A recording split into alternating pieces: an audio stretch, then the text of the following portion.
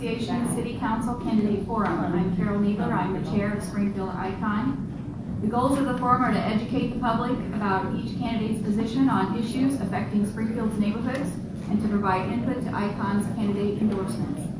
ICON's ultimate goal is to elect visionary city leaders to help us in our mission to improve the quality of life of Springfield residents in older neighborhoods.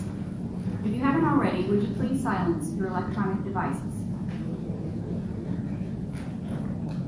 All candidates for City Council were invited, and I will introduce candidates participating tonight. Please wave as I say your name. Ward 4 Alderman John Fulgenzi. Ward 6 Alderwoman Kristen DeCenso.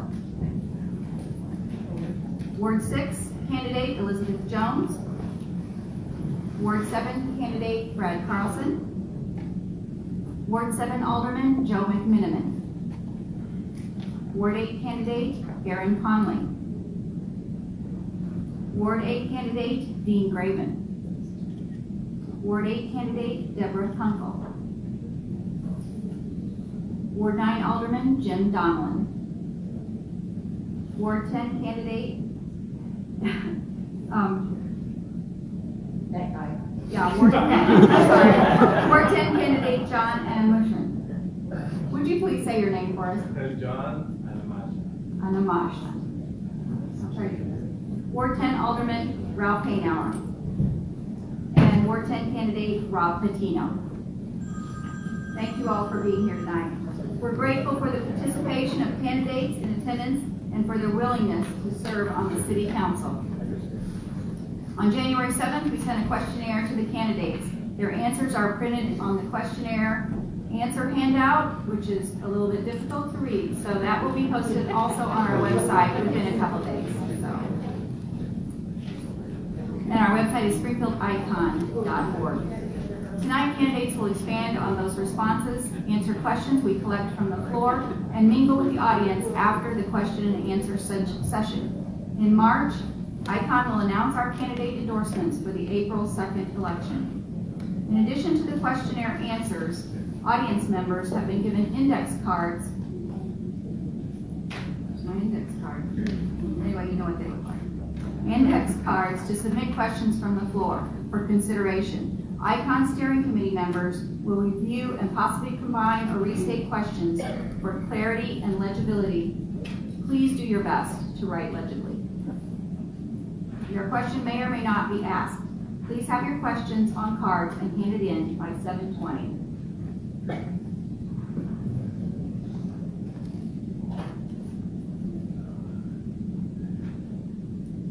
If you need an answer handout or a question card, please raise your hand and a volunteer will get them to you as the forum continues. A volunteer from Williamsville High School YMCA Youth and Government will collect index cards from the floor as the forum progresses. To allow each candidate equal time, responses are time limited. Each candidate will have 3 minutes to expand on their questionnaire responses. After 2 minutes, our timekeeper, Jill Steiner, will hold up a 1-minute sign. At 30 seconds, she will hold up a 30-second sign. When time is up, she will hold up a stop sign. I think tonight we may have some timer, a ding. No, it's either settle or not, because I decided. All right. See, keep an eye on Jill. After all candidates have had their 3 minutes, each candidate will have an additional 1 minute to add to their previous statement. The timekeeper will hold up a 10-second sign and then the stop sign. Once the timekeeper raises the red stop sign, the candidate may finish their sentence, but then must stop. Please wait to start your remarks if you possibly can until the timekeeper starts her timer. Just make eye contact with me. The moderator will present floor questions to the candidates. Each candidate who raises their hand will have 30 seconds to answer after being recognized by the moderator. The timekeeper will hold up a 10-second card and then a stop sign. The number of candidates who wish to answer will determine the number of floor questions presented in the time allotted. I emphasize that this is a forum and not a debate. Candidates should focus on their own platform and avoid discussing their opponents. We wish we could allow each candidate more time to explain their position in detail on each question. Candidates who would like to further explain their position can email ICON and we'll add it to our website. There are already some candidate bios, photos, links to their social media, things like that on our website, so please visit that. Around 8:30, we'll wrap up the Q&A with a short closing, and then we'll have an informal meet and greet until 9 p.m. Actually, last night we wrapped up around 8:20, didn't we? Our moderator tonight and tomorrow night is John Stremstoffer, President and CEO of the Community Foundation for the Land of Lincoln. We very much appreciate having John as our moderator. Thank you, John.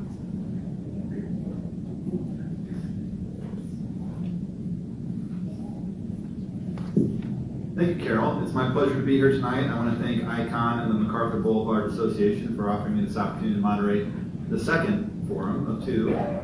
Last night, I thought it went very well. All the candidates were very civil and respectful of one another. We expect the very same again this evening. They even invited me back tonight after, maybe a mediocre performance. And they let me have a chair this evening, so I get to sit down from time to time. So thank you, Carol. As Carol just said, a few of the ground rules to remind the candidates again. During the first round, this is the response to the questionnaire you had in advance. And during that session, as people go down, we have 12, one more than last night. Feel free to make your own notes because the next section of 1 minute will be for clarifying your points and other comments. That will come right after that, so you might be ready to go. Also, as we discussed, Jill Steiner did yeoman's work last night. Very challenging. Please make eye contact with her before you start your comments if you can. And please be respectful of the yellow and then the red sign, just like the traffic lights. We don't want to break city ordinances, so we want to stop when they say stop. If you haven't, I will stop you at the end of your sentence after that red card goes up. Sound good? Okay. Well, this was the question that was given to all the candidates in advance of the meeting, and this is what they're going to respond to with their opening 3-minute remarks.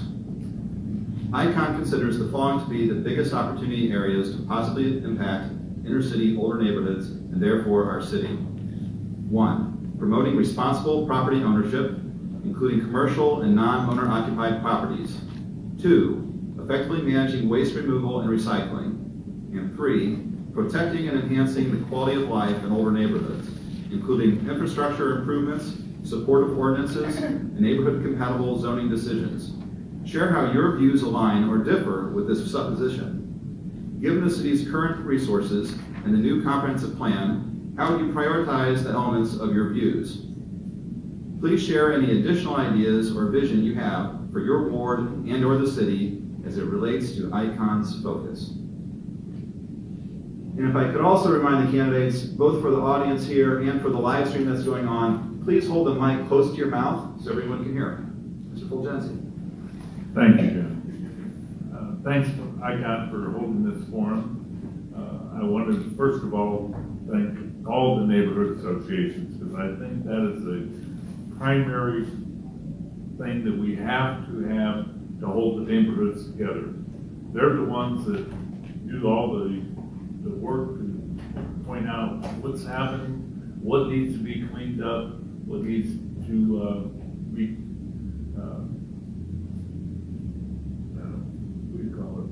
reconstructed, and so forth. And I think that's the first line in the defense of neighborhood projections. I support responsible ownership, owner-occupied as well as non-owner-occupied.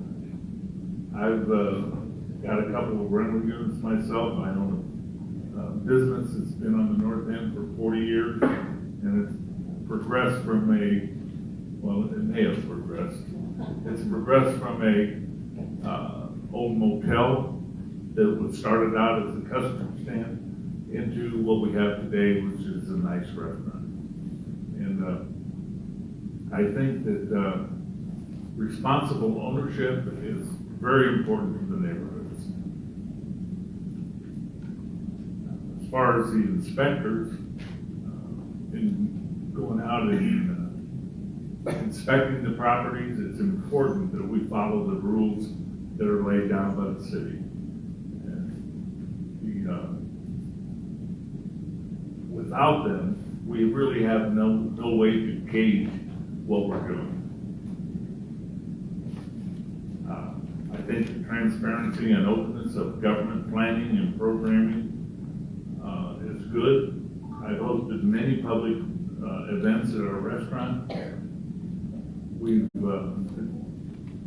It's been open for anybody to attend, and we've tried to bring things to the north end, like Route 66, TIF. We've tried to promote things at the fairgrounds. We want to get that rebuilt, and now it's finally getting done. The Fair Foundation is one of the things that's one of the Fair Foundations is one of the things that's actually making it happen. So that's a good thing. And one of the things that we'd like to have is promote Route 66, and we'd like to have all of the gateways to the city, especially Peoria Road, because it's one of the older ones. But we need all of the gateways to the city being redeveloped. Thank you. Hi, I'm Alderwoman Kristen DeCenso, and I want to thank John Fulgenzi for getting me through my pregnancy with this wonderful pizza and hamburgers. So I just have to give a shout out for that. As ICON and my constituents and the residents of Ward 6 know, my views align with their main objectives. They also know that it isn't always easy to get things done under current ordinances. If we want to make property owners responsible, change how waste hauling is completed in Springfield, and enhance older neighborhoods, new ordinances will need to be introduced, or current ordinances will need stronger enforcement. Everyone on the council is there to represent their own wards, but we also have to represent the entire city. I have definitely gone to bat for Ward 6 for infrastructure improvements. There's actually a map outside the doors of all of the infrastructure improvements that have happened in Ward 6 in the past 4 years. So that includes everything, including alleys, overlays, ADA accessible sidewalks, brick road repairs, of which Ward 6 has the most of, and new sewers. We have also had to deal with the inconvenience of progress in Ward 6. The rail improvement project, closing down Ash, and in some cases changing the layout of neighborhoods, has been a situation we've had to navigate. Next summer, we will have to make the adjustment of closing Laurel. In all cases, I've always advocated for the residents of Ward 6. Cleaning up the city has been one of my top priorities. If you got my mailer today, you would have seen that. In the past 2 years, I've participated in 6 ward cleanup efforts and hosted a ward-wide cleanup where there were approximately 75 people in attendance. We will need an ordinance change to create, will we need an ordinance to create lasting change? Yes. Large item pickups and fly dumping are a nuisance on the city that need to be corrected. We need to stick with the new comprehensive plan as closely as possible. As far as revenue, we know Governor Pritzker has some ideas to generate new revenue throughout the state. Locally, I believe we should yank out all the old parking meters downtown, get rid of them, go to non-metered parking, and a 2-hour parking system. Thank you. Decatur did this, and the outcome is increased revenues and more time and money spent downtown. I choose to live in an older neighborhood for a reason. I knew like-minded people would be my neighbors. I'm lucky to live in a neighborhood where people care about their property and do everything they can to improve it. Every older neighborhood could see that same benefit if we make a few changes to our current system. And thank you to ICON and John Strumstoffer for all your work in these last 2 nights. I appreciate it. Hello, my name is Elizabeth Jones, and I'm a candidate for Ward 6 Alderman. The number one concern in Ward 6 is the outdated infrastructure that we deal with, especially the sewers. Many of the residents have expressed concern to me about clogged sewers that back up into their homes, and under the worst scenarios, this can be raw sewage. It's also on 4th Street, the residents have been very concerned about the overlay that was put on top of the road, and the sewers were not fixed before that. And I also question why we would do that, why we would not fix the sewer before we overlaid the road. I also have concerns about lead lines that bring water into the homes in our ward and throughout the city. This can contaminate our water, and it's a health concern. Infrastructure updates, as we all know, are very expensive, and even though the city council needs to find ways to resolve these issues. When I'm elected alderman, I will work with the EPA to get grant money. They've done this in other cities. They've had grant money for Madison, Wisconsin, where they've given money for $3,000 per homeowner to replace these lines. There's things that we can do to maybe not have to take the entire burden on for ourselves. And I want to bring to your attention that there is also an ordinance in the city that was passed that can help people with their sewers. $3,500 matching fee or matching is available through the city. In regards to the current waste haulers policies, I am very open-minded to anything that can improve our policies currently. I also think that waste haulers need to be held accountable for the dumping all through our city. I also believe that there are problems with landlords that do not take care of their properties. I happen to have one right beside me. I believe that these people do need to be held accountable, and that we should encourage a landlord registration and enforce property code violations. In regards to the MacArthur Boulevard Association's opposition to allowing partial jurisdictional transfer of portions of MacArthur, I support you, because I believe that this will allow curb cutouts in sections of MacArthur Boulevard, which will dramatically change the original vision and intention of the area. This is an issue that I believe the neighborhood should have a voice in. Thank you.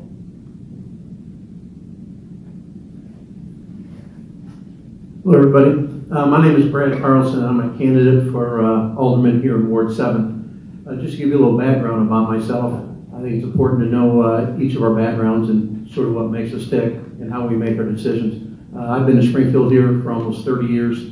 I've lived in 5 different places. For 5 or 6 years, I rented downtown St. Nicholas, Lincoln Square. My wife and I got married 26 years ago, and then we rented out on Cokie Mill.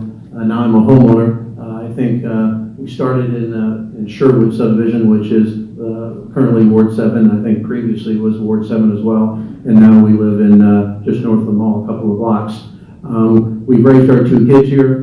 They went to school down the street, K through 8 at Trinity Lutheran. And then they both graduated from Springfield High. Our daughter Ashley's a senior in college, and our son's a freshman. And you know, raising kids in Springfield, it was a great community. I love it. You know, we did what every parent did with their kids. You know, it's soccer on Friday night, soccer on Saturday, baseball, you know, football, softball, and so you know, Springfield's a great community to raise our kids.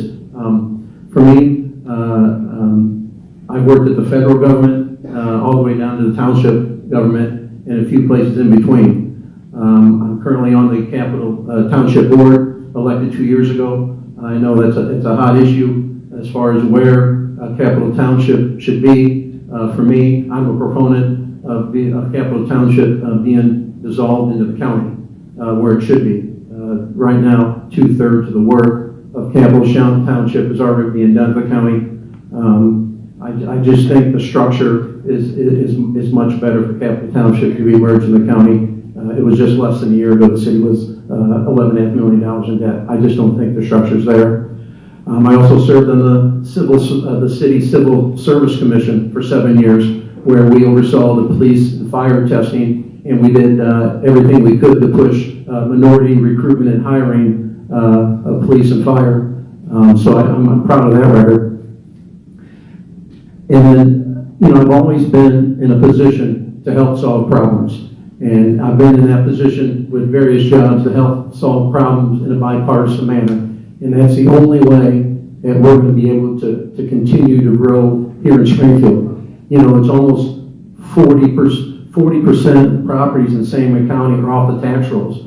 Those are public buildings. So the only way that we're going to be able to solve some of the problems that we're going to discuss tonight is to grow the pie bigger, get more tax base, and That's my record. I'm proud of that record of bringing people together. That's a little bit about my background and why I solve the why I do the things I do. So thank you. Time's up. Good evening, Joe McMiniman, Ward 7 Alderman. Congratulations to MBA and ICON for sponsoring tonight's forum. Regarding responsible property management, I think there's unanimous support for registration of landlords. In addition to that, I favor online publication by ward and by street address of all registered properties.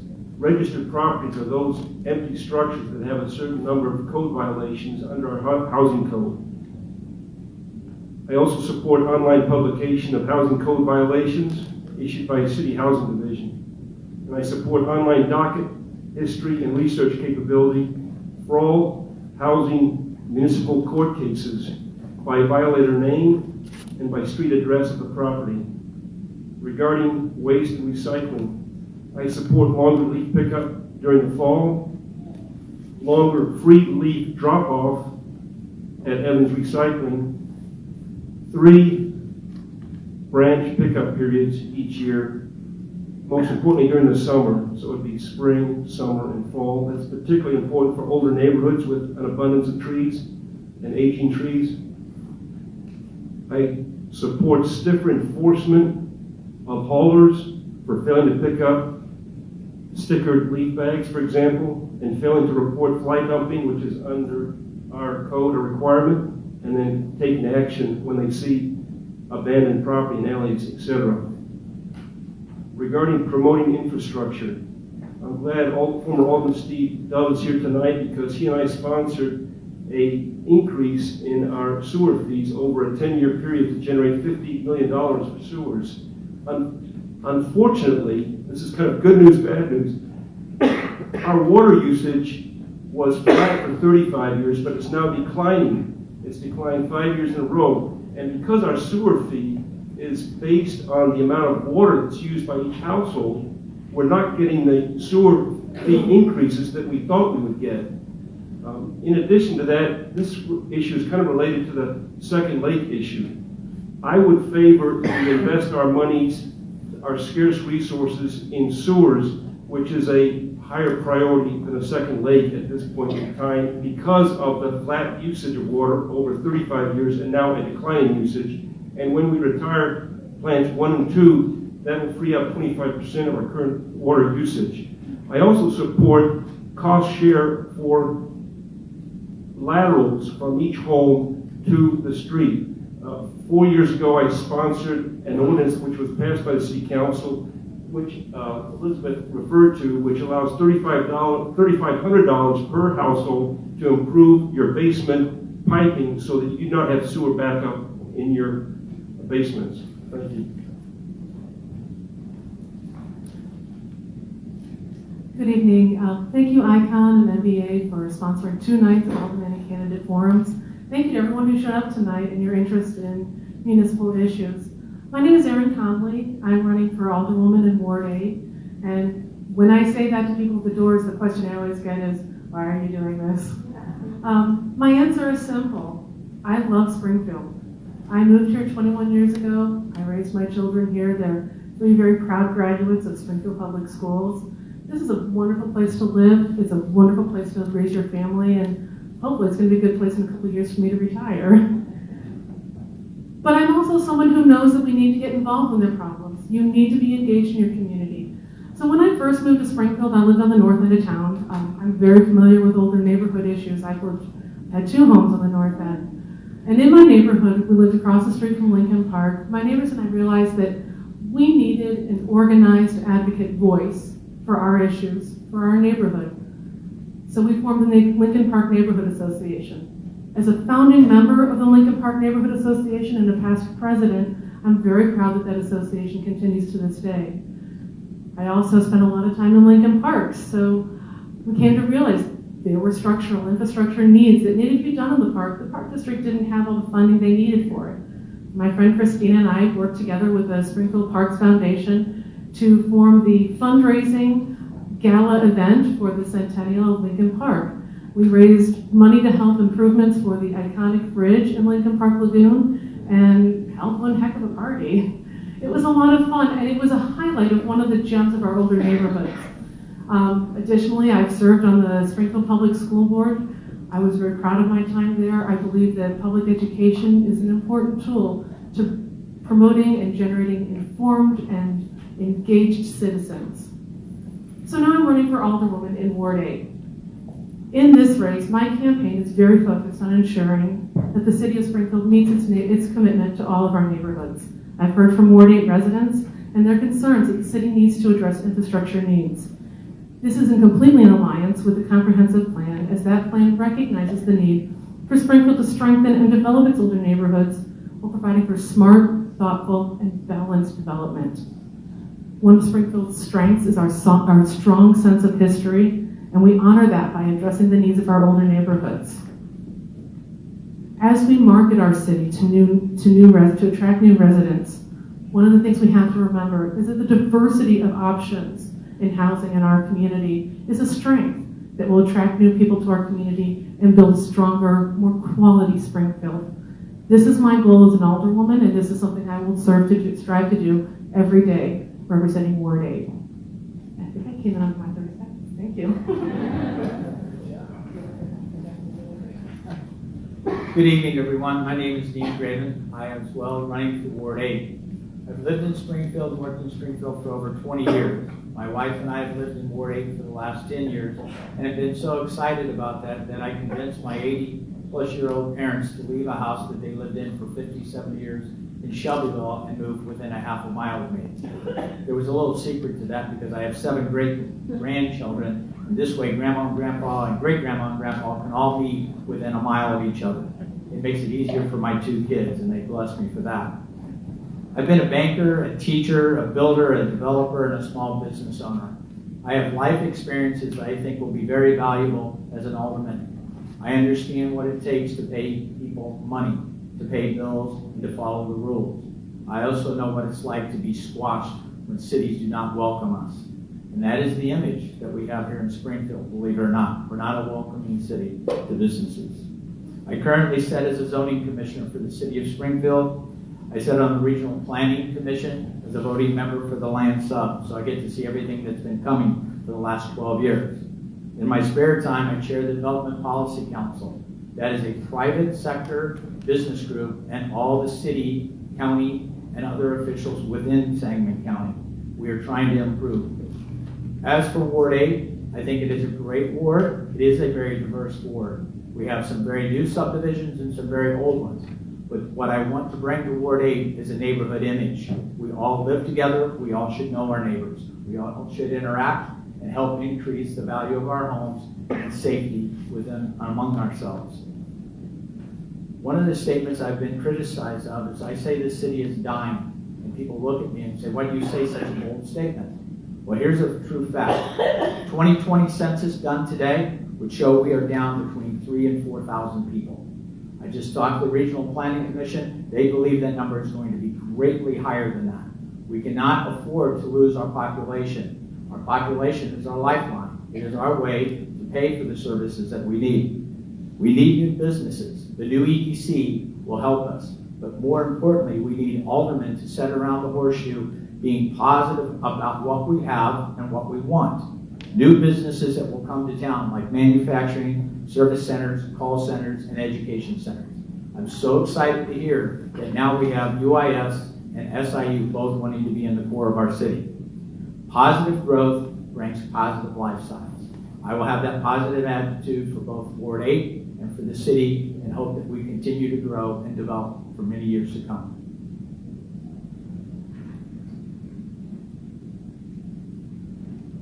Hi, my name's Deborah, and I'm a progressive grassroots candidate running for Ward 8 as well. I like to think I'm not limited by the amount of money I spend to get votes, but empowered to get votes for what I stand for.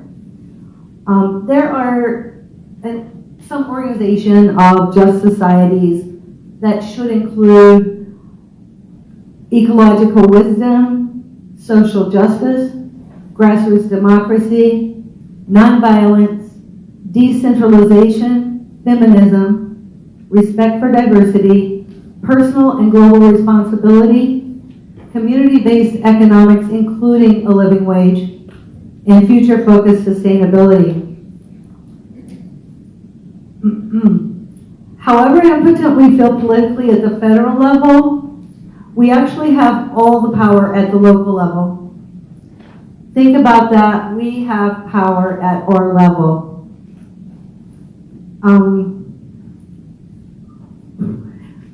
Okay, so these priorities, considering also that all people deserve their dignity, no matter what their circumstances or social standing is, I believe we could make our city one of peace, justice, and prosperity if we think globally and act locally.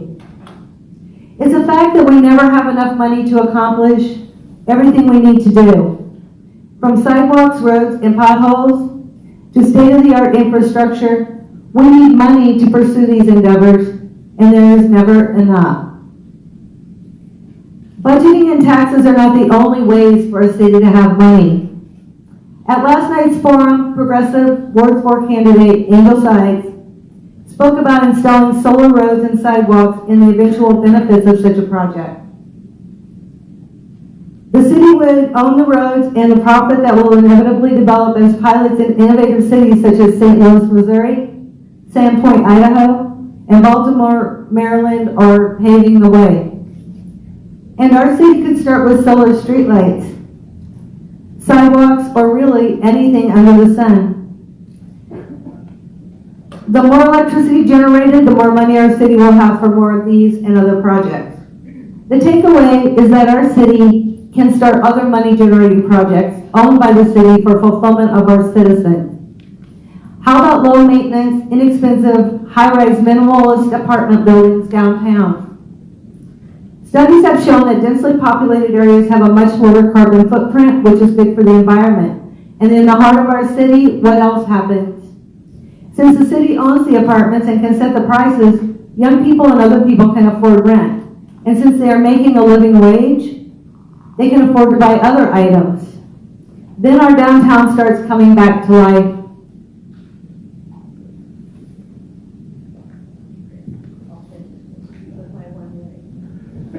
Good evening, everyone.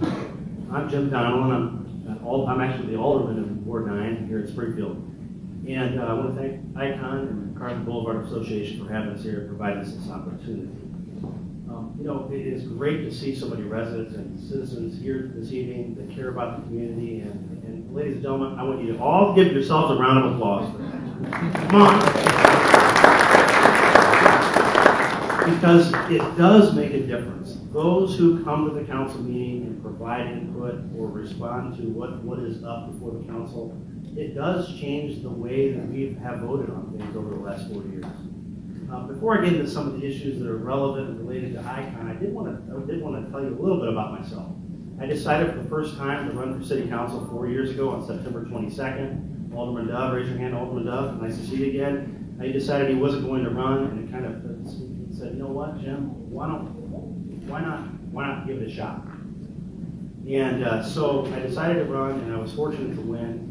But one of the things that I always kept in mind when walking neighborhoods was that just how important the individual neighborhoods are. Ward 9 is essentially the northwestern part of the city.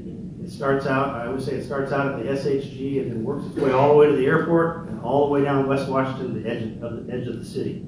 We have $500,000 houses, and we have mobile home parks. So it's an economically diverse ward. And when walking neighborhoods, the needs are different by ward.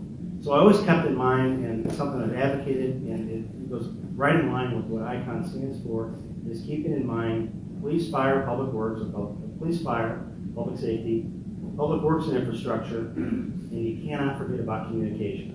And that's proactive communication from me as an elected official, but also listening to the citizenry. So I've strived in putting out my cell phone number as an example, making myself available through neighborhood association meetings, and participating in office hours periodically, and just trying to communicate back and forth with the citizenry. And I think those in Ward 9 would agree that we've been successful in doing that. We can always do a better job. But related to some of the items that are specific, I only have one more minute, that are related to ICON. A couple things I'm proud of is regarding responsible home ownership. Anytime we have a complaint-driven system, sometimes we have to tweak the rules, but we have to constantly be aware that we have to respond to the citizens when they make those complaints. On the garbage side, we changed the ordinance. I've had the pleasure of working under two mayors. We changed the ordinance a few years ago to make it very clear that the responsibility of having garbage service is the property owner. There was some ambiguity before, whether it was the renter in some examples or the property owner. It's the property owner now. So we're able to go after those that don't have service. And zoning and the comprehensive plan, we can't forget how important that is. Again, ladies and gentlemen, I appreciate this opportunity to be here tonight. Look forward to the rest of the evening.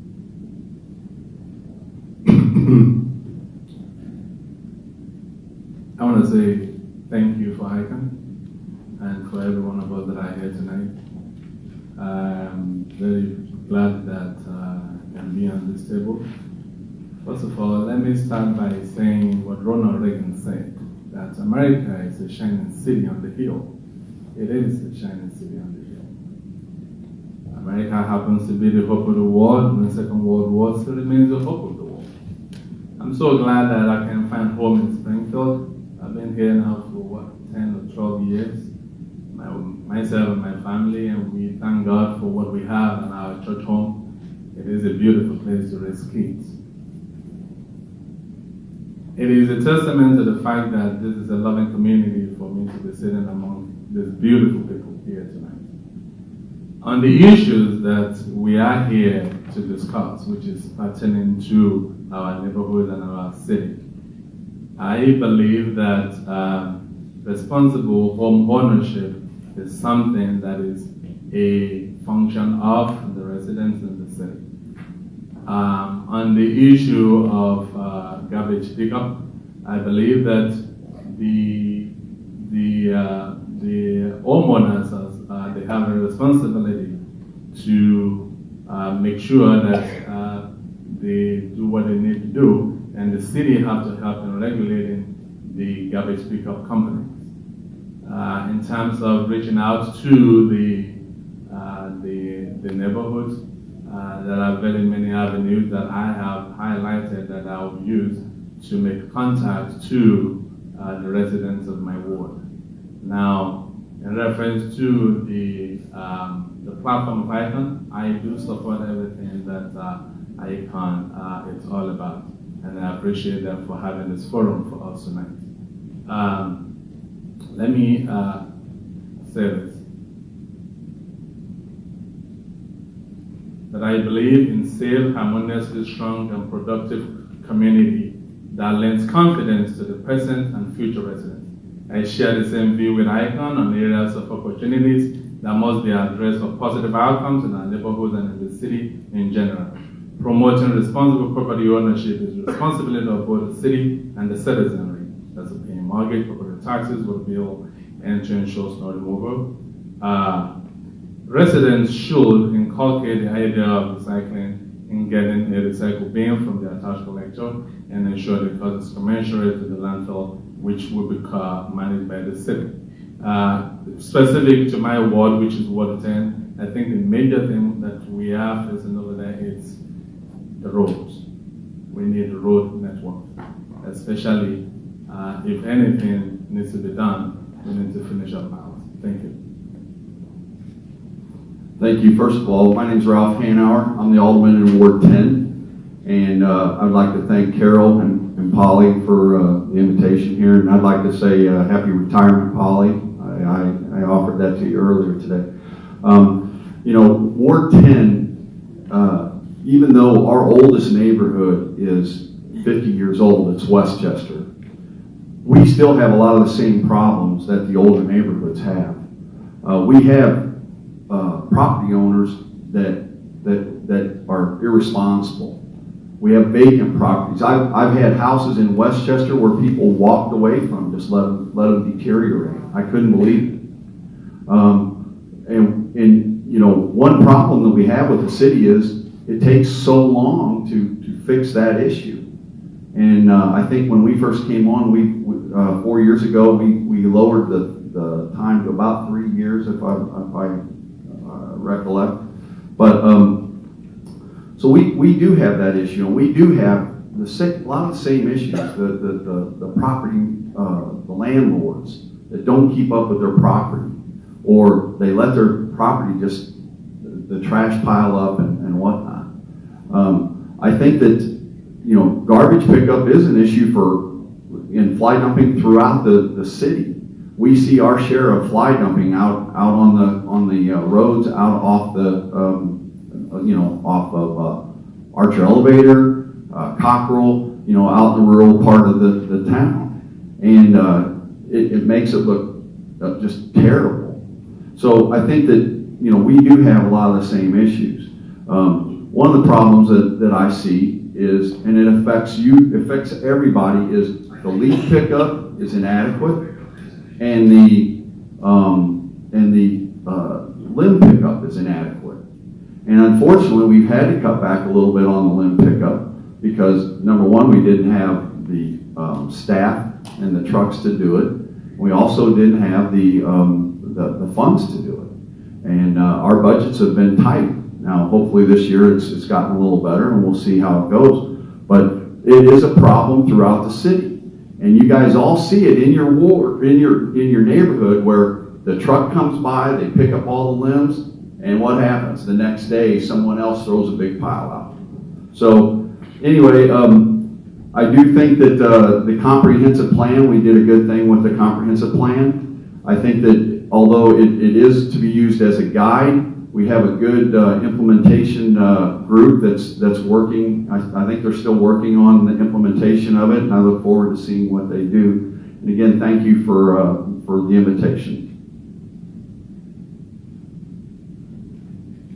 Thank you, ICON, for inviting me. My name is Rob Bettino. I'm the Director of Technology Transfer at the SIU system. A lot of people ask what that is. I basically tell them I bundle inventions into intellectual property portfolios and I'll license them to companies to commercialize them. I am born in Springfield, raised in Lake Forest Estates on the southeast side. I lived in downtown Springfield in the Lincoln Square apartments.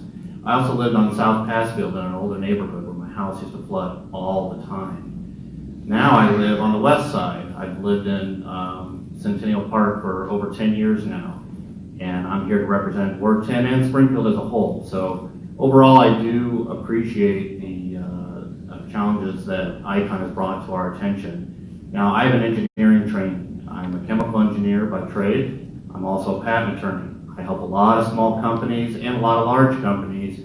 I negotiate a lot of license agreements. I prosecute a lot of patents. So I know what it's like to negotiate. I know what it's like to horse trade. So with this, I would fully support supporting better sewers for the downtown area. I know what the problem's like. But I want better roads on the west side. You know, when I walk the west side, I hear the constituents, and some of their complaints are, you know, Rob, there are too many garbage trucks. We got 3 companies, and I've got 6 different garbage trucks that come at all hours and all days of the week. And, you know, ICON actually had a really good forum in December where they invited a representative from Springfield Public Works that explained that Springfield, what we enjoy, is some of the lowest garbage rates out of any comparable municipality. And we probably take that for granted, but it is a savings that we enjoy as a city. But on the downside, there's going to be multiple trucks that go through our neighborhoods. I also am a product of the school system, both the parochial school system, I went to Little Flower School, and the public school system. I went to Southeast High School. When my father died, my mother had to make a choice as to whether or not I would go to Sacred Heart Griffin or save that money and help support our college education. And I'll tell you, going to Southeast High School was a wonderful experience. I wouldn't trade that for the world. And my education as a chemical engineer at the University of Iowa will serve me well. And I think it will serve the city well. And also, I don't take any special interest money. I'd say most of this, 90% of this, is funded by myself. So I'm not beholden to any special interest groups that want anything from me. And I think I can objectively represent my ward and save Springfield. Thank you. Thank you, candidates. Wow. Didn't have to interrupt anyone this evening. I won't say anything about the previous evening. They were also very well behaved. Thank you all for that. Now, in this round, it's going to be to clarify any comments or expand upon your own thoughts. And a reminder that this is not a forum of debate or rebuttal. This is an opportunity for you to expand upon your original comments. Also, at this time, I want to remind the audience to fill out your cards. Write legibly, please, as you do that, and then hold those up, and a volunteer will come around, because in the last round, we'll have questions from the audience. So we'll just go the same way right down the row, this time at 20 seconds, right, Jill? So they're going to get a 30 second, and then a 10 second. and a 10 second. And then that big red. Then the big red sign. Okay. Alderman Fulgenzi.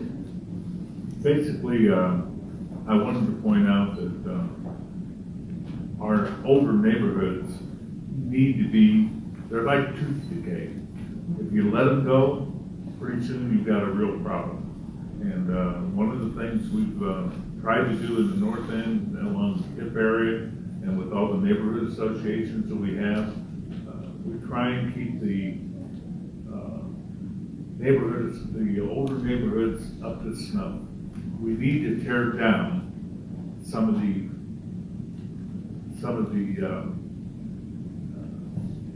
abandoned properties. We've got way too many. One of the things that we were able to tear down was the old Village Hall, Ridgely Village Hall, which was a nice piece of property. Maybe should have been put on the National Historic list, but it had gone on too long, and it was an eyesore. Thank you. I'm going to stick with a bandwagon I've been on for quite a while, sitting on the city council, and that is vacant lots. The city owns 200 at least, if not more, vacant lots that you can buy. You can buy for $1, you can buy for $500. And we want you to buy these lots. So we have really, there have been the Office of Planning and Economic Development, along with the Procurement Office, have worked very hard to get these vacant lots off our tax rolls. So a new sheet is going to be going out soon with all the vacant lots that are available. You can drive to the city, you can see them, you can buy them, you can put a garage on them, a nice garden, whatever you want.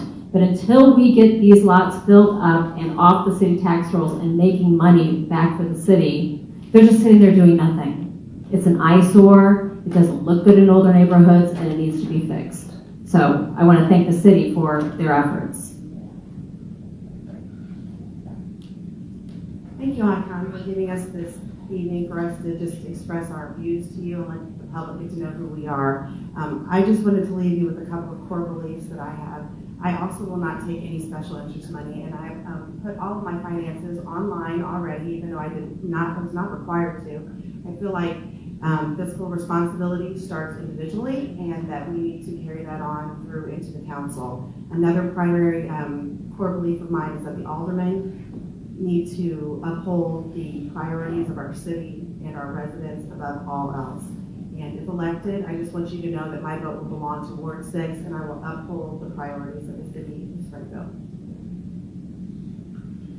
Thank you. Again, addressing some of the concerns that ICON has as far as non-owner occupied property, I am obviously a huge proponent of putting some sort of registration. I mean, only we need to hold these people accountable. Only by holding them accountable can we have good, safe, clean neighborhoods where we all live. As far as the waste hauling ordinance, there are many cities our size and much larger that have gone to zones, have looked into zones with maybe 1 or 2 waste haulers. But obviously, we do enjoy low rates here. So, I'd be willing to look at it, but I think we need to strike that balance. I think everybody needs to understand and be educated that we do enjoy low rates here. So going to some sort of zone where we have a single waste hauler may not be the right direction. And as far as the comprehensive plan, I have read the comprehensive plan, and I think it's a good guide. It's something we have to look at. But at the same time, we've got to be able to be nimble and quick and adapt as a city if we want to grow. Thank you. Back to sewers, which was a dominant topic last night. when laterals break in older homes and older neighborhoods from the home to the main and typically under the middle of the street, it's the homeowner's entire responsibility to fix that lateral under current policy. So I'm in favor of cost sharing, where the city would pick up half the cost to repair the sewer line or the water coming in. How will we pay for it? I'm in favor of doubling the stickers on video gaming machines and on the licenses that the establishment pays. Much of that profit is now leaving our city because the machine owners live out of city. Also on zoning, I favor adopting a city code rule that requires aldermen to recuse themselves from any vote on a zoning matter if they've received campaign contributions from the developer or any entity that has an interest in the subject matter. We saw an abundance of that type of contributions a year ago coming into the alderman. Thank you. Thank you. One of the points in the comprehensive plan that I thought was really interesting and needs to be supported in Springfield is its emphasis on adaptive use with a focus on rehabbing and renovating older buildings, especially historic buildings. This is a critical priority for our city. We have a lot of these buildings and we need to value and prioritize them. Now, in order to do that, we may need to look at our zoning ordinances and make some modifications. Anytime that happens, I am a firm believer that any zoning changes must be done in support of the neighborhoods and in support in conjunction with the neighborhoods, so that we have buy-in from all of our neighborhood associations, ICON with your special focus on our older neighborhoods, so that when we're making these kinds of improvements to our historic homes and buildings, we're doing it in a way that values and honors the neighborhoods. Thank you very much. I had the opportunity, the winter of 2017, to come and speak to ICON about how do we build homes, how do we fill. Unfortunately, it's 325 vacant lots that we own right now in the city. And it excited me so much that I went up to Chicago to meet with IDA. I met with the head of the IDA department, which is Illinois Housing Development Authority. I met with a Federal Home Loan Bank spokesperson. I tried very hard to get them excited to come down to Springfield. The word I got was, we'll build high rises. We're not interested in single family homes. So I believe as a community of ourselves, we've got ways to do that. Sitting on the zoning commission and the planning commission, I understand we're going to have to change some of our ordinances and some of our needs to fulfill those small lots. But we have to do it as a community. I have the background to do that. As a former banker, I realize that we can build our own homes with our own funds and not worry about federal funds. I'm going to work on that very hard for both Ward 8 and all the smaller wards on the east side.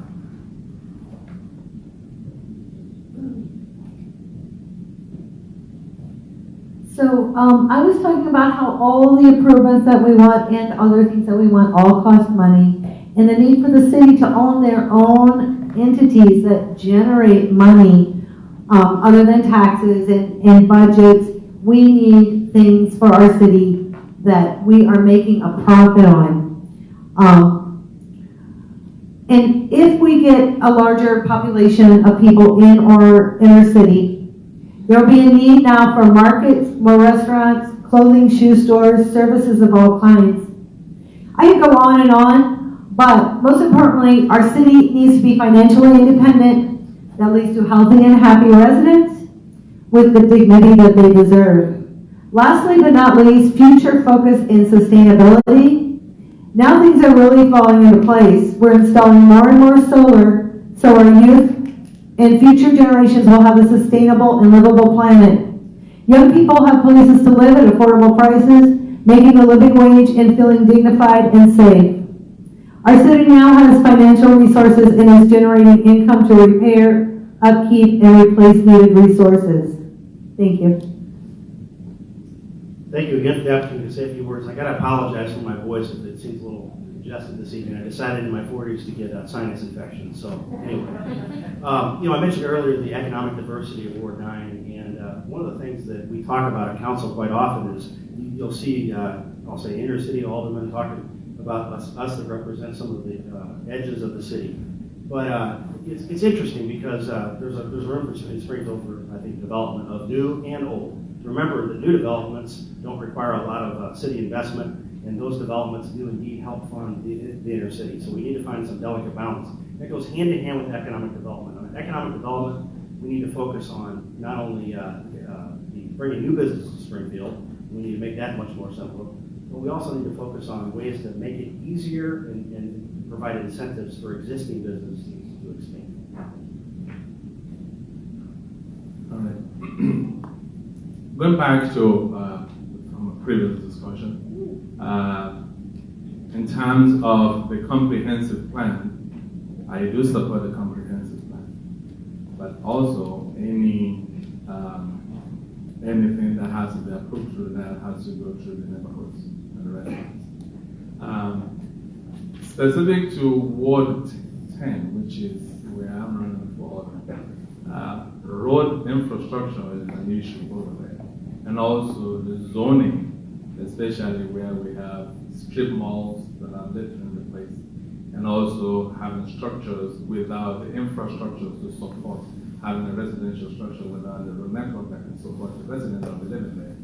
I think those are the issues that I will be looking critically into when if I become alderman. Thank you. Kristen kind of stole my thunder on the vacant lots, but that it is an issue, and we need to push harder. We've been really trying to hammer our procurement people to get those out, because I think just the mowing that we have to do on it costs us quite a bit of money. In regards to the vacant properties, we do need to definitely, as far as the dilapidated properties, we need to make sure that we really start hammering the landlords, the owners that let these go. I think we need to increase the fines and decrease the amount of time it takes to actually maybe give them no vacancy signs until they get things up to speed or up to code, because I think that that's a big problem, that we let them go too long before anything happens. Have you ever driven through the Chicago suburbs and you just see one strip mall after one strip mall, maybe the odd subdivision, another strip mall, and another strip mall, and you don't know what suburb you're in? You may have just gone through Lyle and Naperville, and now you're in Aurora. Well, that's what the west side of Springfield is starting to look like, and there's like very little, if any, character out on the west side. Thank goodness for the downtown and Icon to give Springfield the character that it needs. What I think needs to happen on the west side is that the development needs to be a little more responsible. Now that the neighborhoods have gotten so close to the Wabash intersection of 72, the neighborhood associations, in my neighborhood specifically in Centennial Park, will be up in arms when someone wants to relocate there and put some business development. And that's what responsible development needs to look like. You've got to balance the economic development opportunities there and grow responsibly here in Springfield. Thank you. Okay, now for questions from the audience and some other questions that may sound a little familiar from yesterday evening, so you may have a bit of an unfair advantage if you were here last night. In this round, it's 30 seconds to answer. You'll get the cue at 10. And then, of course, the red sign, so it's a little bit of a lightning round here, not as much time. And if the candidates would please, unless it's award specific, which there aren't many, I don't think, please raise your hand. After I ask the question, I'll look around. We'll try and do this as coordinated as possible. There's 12 of us. You didn't know each other well before. You do now. You're sitting kind of close. So please, if you could, raise your hand. We'll do our best to pass the mic down, or we have a runner here to help coordinate that. Sound good? Okay, first question. Springfield has several large sites that are in need of some sort of development, redevelopment, or remediation. These include, but are not limited to, the Benedictine University campus, the Pillsbury plant, a new baseball stadium and hockey arena, and Legacy Point. What will you do to promote these projects or others?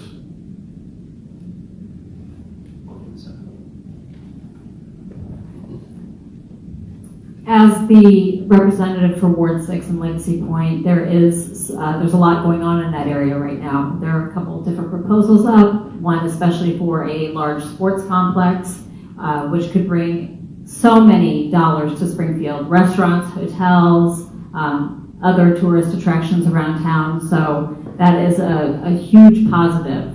Benedictine, I've been to the planning meetings for that, for those and the discussions going on there. That's a gem. Anyone would be lucky to snap up that property. So we have some great opportunities here. Alderman Bennett? Oh, sorry, sure.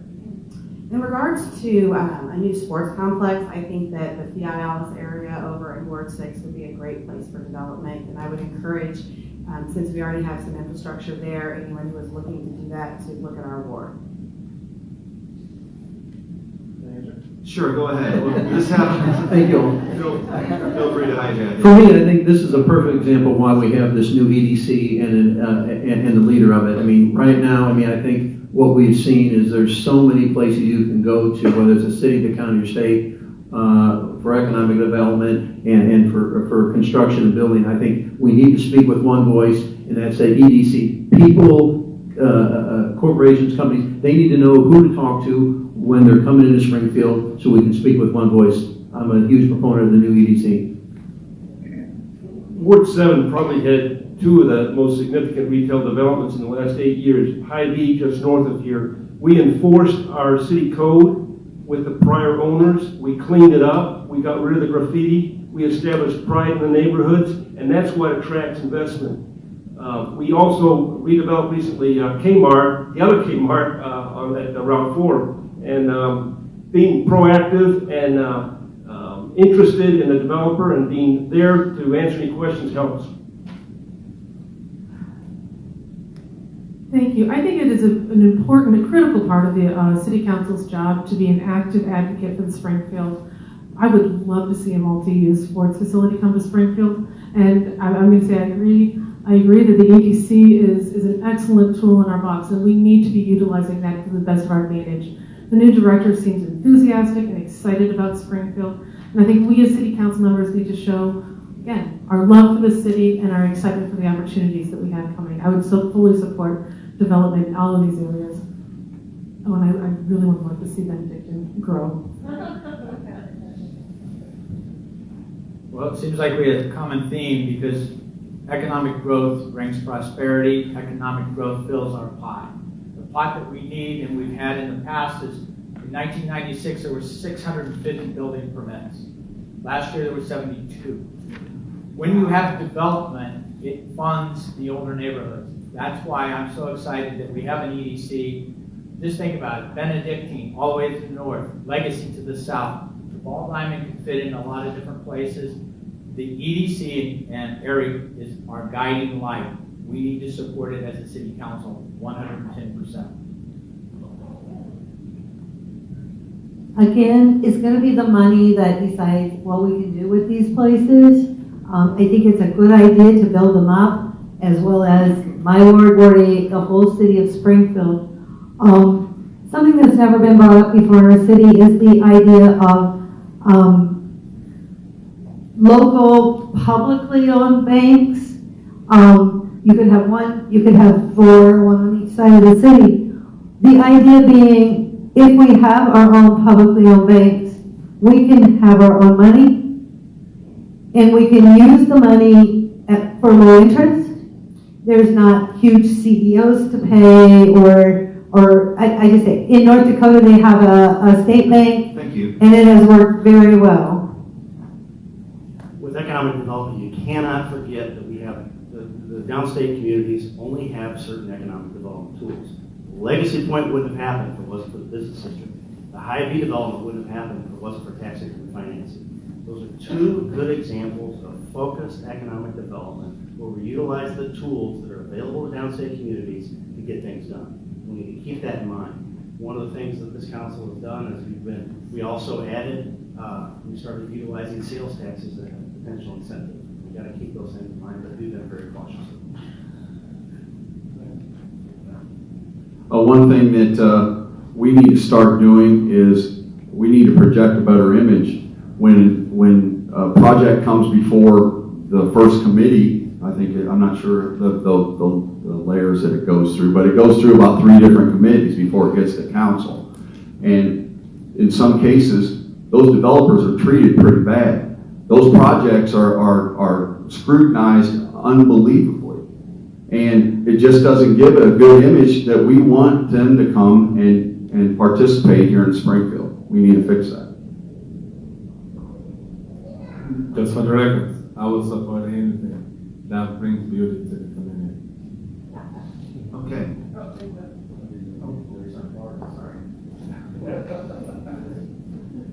One of the things that I think we need to focus on is economic development and the people building in the city. We need to be more builder friendly. I've heard so many things that when builders come here or developers, they really have a tough time with the city hall. And we need to have one-stop shopping. And it's the one thing that I've been advocating since my acceptance on the council, I guess you might say. Okay, next question. Many of our schools are in dire need of renovation or even replacement. What do you see as the city of Springfield's role in helping District 186 improve its facilities and the education of Springfield's children? Start with Ms. Conkle. Yeah, hi. I don't think it's probably a good idea to say schools and marijuana in the same sentence, but even our governor is wanting to legalize marijuana. Why isn't it done yet? They're getting their ducks in a row to see where the money's going to go, who's going to make money, but this is our city. If we legalized marijuana here, the taxes from that would very easily pay for our schools. I remember voting for the lottery because I thought it would pay over and above for our schools, but that did not work out. So we need to do something for that. Ms. Conley, I think then Mr. Hanna. Well, I think the city of Springfield and Sangamon County have actually spoken in a way that's very heartening with the recent approval of the 1% sales tax, or the sales tax in the county. I think as city of Springfield, our job is to increase our sales, to attract more people to the city, so that we are bumping up that fund for the school district, so that they can use that money to make the critical infrastructure improvements that they need. The city of Springfield has a vital role in selling our city, our services, and the joy of being here. Oh gosh. Thank you. I would like to, that's a great question, but one thing you got to understand, out of Ward 10, and I know in Ward 1, and I think you've got a couple, I actually have 3 different school districts that we deal with. We have I think I counted, kids go to 7 different high schools out there.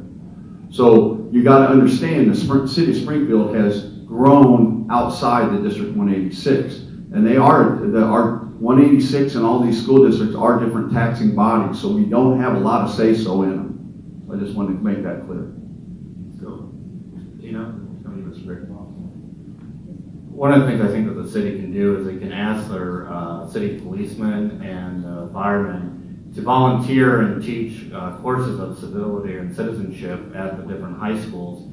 And that builds relationships amongst the high schoolers, and you get better citizens that come out of that. And I think that's a way that the city can help partner with District 186 to make the school districts better here in town and the people that come out of those.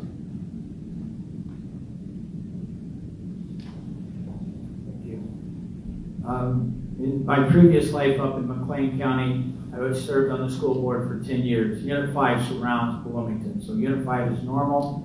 Bloomington's the hole in the donut. Very similar to what Ralph said.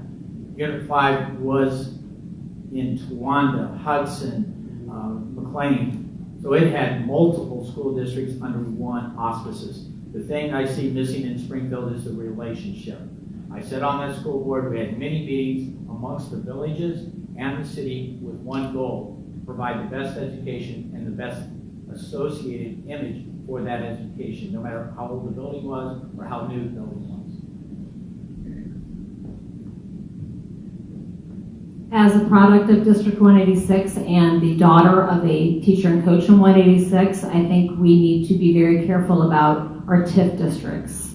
TIF districts freeze property taxes that go to schools and fund schools. So if you had asked me this question 2 years ago when I ran the first time, I would have said, we need more TIF districts. And when you ask me that today, my answer would be different because I see our schools suffering because of them. So we have to be very careful with how we use that tool. Talking about our schools, I think that it will be also important to introduce diversity in the teaching in the schools. And like my alderman has said recently that we have 3 different school districts that the Ward 10 is dealing with. And I think it's about time for us to have our own school district in Ward 10. That's one of the things I'll be pushing for the alderman. I agree with what Robert said about needing to educate young children about police officers and create a positive relationship from a young age with our police and our community. I also have a lot of friends that are educators and they are concerned about the violence in our schools. We've even talked about having simple fundraisers to be able to secure the rooms if something happens, but at the very basic level, we've not covered that, and that concerns me. Okay, on this one, perhaps we'll get everyone to chime in. So, on the township merger, for Capital Township, it's been proposed on a referendum that it could merge into either the Sangamon County government, the city of Springfield, or stay the same. So if you could give me your position on one of those 3 options. Basically, the township, under the guidance of the county, has been working fairly good. And I think that the county should probably continue to do the things that they've done with it. The township is one of the things that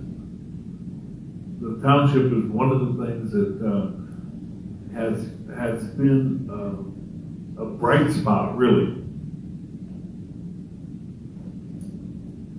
I was one of 3 aldermen to vote for the township to go to the city of Springfield, and I stand by that vote. I think that that's where it should go. I don't think we're trying to consolidate government. There doesn't need to be another taxing body out there. There doesn't need to be another unit of government out there. I think we should absorb that. I believe this is an issue that we need to bring in front of the city council as well. I believe that merging into the city is a better idea than merging into the county because I think that it will keep our money close. And that way, when we do get these property taxes, that money goes right into Springfield. Our border line is very similar, Springfield and Capital Township, and one of my main priorities is just to keep our money close and our resources as close to home as possible. Again, I think as the only Capital Township trustee up here oversees that, we are all for consolidation. And the facts are, folks, 2/3 of the work of Capital Township is already being done by the county. 1/3 of the work is being done at the county clerk's office, the county assessment office. The other 1/3 of the work is being done by Joe Haley, the collection of taxes. It's just that other piece, that other 1/3 who would seamlessly go into community resources and by the opponent's own savings, it's $500,000. Our savings, it's $625,000. I favor the merger of Capital Township. It's an extra layer of government we can eliminate. And I favor the city government controlling taxes collected from city taxpayers to provide services to city taxpayers and residents. We don't need Pleasant Plains, Williamsville, Rochester, Chatham, or whatever deciding how we spend our money and for what exact services. I agree we need to eliminate extra layers of government where possible, and I also support absorbing the township into the city. I think we've all stated fairly good reasons as to why that's a good proposal. It doesn't require an additional law for us to do this. It's already set in statute. The state allows us to move forward this way. I believe the city should absorb the township. I'm going to keep it short. I'm going to be echoing Brad's same comments. I see the benefits of using the county over the township because their services are being provided now and consolidation in that matter. The county has done a wonderful job when we merged the health departments together. We've seen millions of dollars of savings. I think we can duplicate that under the same circumstances with the township. I agree the township should be absorbed into another entity, but even if it's not, we can eliminate duplicate services and we can cut the budgets either way. I only ask that we don't cut the budget to put that money in something else we don't want. Not to eliminate jobs, not to eliminate money for our schools, to make sure that everything is equitable and that it goes to the places we want it to go. Thank you. Thank you. I think it's clear that all sides agree that some sort of consolidation would make sense. I think it's important that that decision be made at the local level, so I'm glad to hear this being brought from the local level and not at the State House. But one of the things that I want to advocate and caution those involved in discussions, when you talk about consolidating governments, it's important to remember you need to do a true cost analysis. It should not be decided by political rhetoric. And that's something I want to caution on. Also, I don't believe the city of Springfield, speaking from an aldermanic perspective, has any business taking upon any assessment functions. I don't think that's what we do. I don't think we need any new functions, and so that plays in my decision. On the township, on this issue, I believe that dissolving the township into the county is a good thing. But I still believe that if there is a way to put it on the ballot and let the residents vote on it, it will be a good thing to do as well. Thank you. I get calls all the time. People are not happy with the way the city does snow removal. You guys have said you're not happy with the way we do limb pickup or garbage. We deal with the garbage. What makes you think that we're going to be just as good of bringing in another service that we're going to do just as good a job with some group that's already doing it? I'm with it going to the county or staying as it is. The city of Springfield right now, we cannot take in anything more. We have a hard enough time dealing with what we have. I think generally I would favor the township to be absorbed by the city. My one caveat to that is if it's at all negotiable, perhaps keeping the assessment services with the county might make sense and keeping everything else with the city. So why not find a compromise where it makes the most sense to merge certain services with one entity and other services with another entity. So that would be my preference. Thank you. Next question. CWLP dominates the city's budget and workforce and provides essential services taken for granted until there's an interruption. CWLP faces very big problems affecting our personal and financial health. Coal ash pits, Lake 2, sewers, plant closings, and job loss, huge debt, and more. Talk about how you would tackle these tough problems at CWLP. No hands? Okay.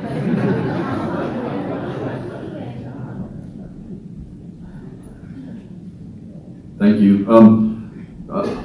Just to let you know, over the last 4 years, I've cut CWLP's budget by over $10 million. I just filed an amendment to do, I think, I can't remember, a couple million this year. What that does is it increases the days of money that we have. I can't talk about the environmental funds and everything we put together in 10 seconds, so I guess I'll have to pass it on and maybe Jim will talk about it. I mean, I have to speak on it. Anyway, one of the things I did want to point out is CWLP, when we came into office in 2015, was $4 million in the hole. Now they have millions of dollars in the bank. We're proud of that. Through some hard decisions the mayor and the council made. Those things have helped solidify our electric side of our utility. And we're proud of those things. And that way we're able to provide the services. But we also have an environmental fund that is going to help with us address some of these issues that you outlined, Mr. Scherzer.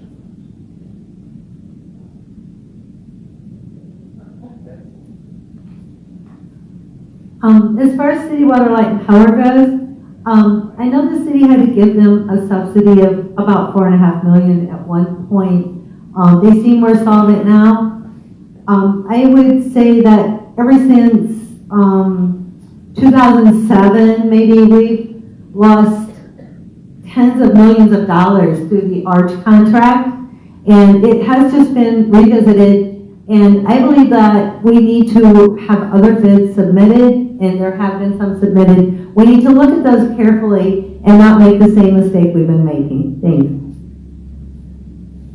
I appreciate this question coming out because it's been a concern of mine for the 20-some years I've been around. This gem is a gem in many ways, but it is also one of the biggest liabilities that we have. It is very hard to go through the millions of dollars of budgets and figure out all the line items. I'm very concerned that we are shrinking our uses in electricity and are shrinking our uses in water. Our community is not growing, so this is not an asset until we figure out how we control the cost. And I haven't been able to figure that out in 20 years, but I'm going to give it one heck of a good chance. Thank you. I worked for 10 years at the Pollution Control Board as the rules coordinator for the board, so I'm very familiar with the environmental requirements CWLP is working under. I bring that educated and informed approach to the council, and I would work very closely with CWLP management to ensure that we run our utility company in a reliable, efficient, and effective manner. Thank you. We have 4 coal-fired generation plants currently, and we're about to retire 2 of the eldest, and we've contracted with some experts to advise the city on how to manage our future generation power. And so we need to wait to see what the recommendations are from that advice and then move forward. We're awaiting our integrated resource plan results, which will be here in April, and we've already been told that we need to go out for bid, for an RFP, not for bid, for renewables. So we know that CWLP is going to be changing. We just have to wait and see what kind of changes are the ones that really need to be made. So it's a big project and it's a big deal. And I think that the utility is an asset to Springfield. So I think we need to keep faith in our utility and make sure we're going to do the right thing. I also agree with waiting on the integrated resource plan before we make a decision on what we're going to do with CWLP. I would like to see us try to get more renewable resources involved, but that costs money and we do have to prioritize. So we're just waiting to see what they're going to say before we can make any moves.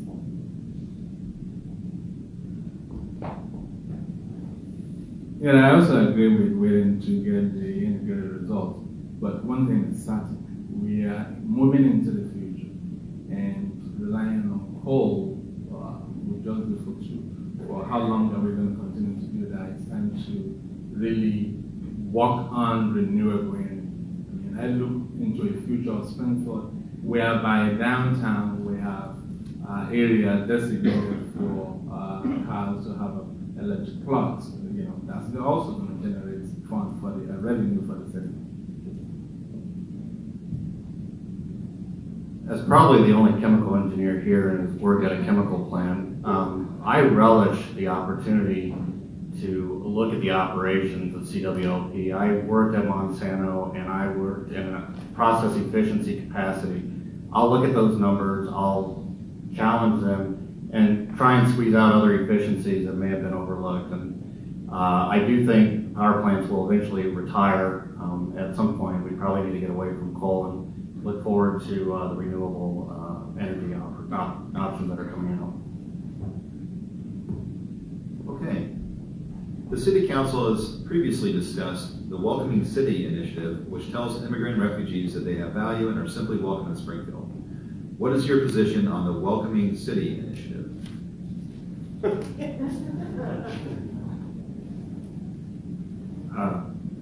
I voted no for it when it came up. I'm all for legal immigrants. I'm not for illegal immigrants. And my grandparents were immigrants to this country. And the thing of it is, we just need to have the resources to take care of the people we have and to take care of the legal people that we have coming into this.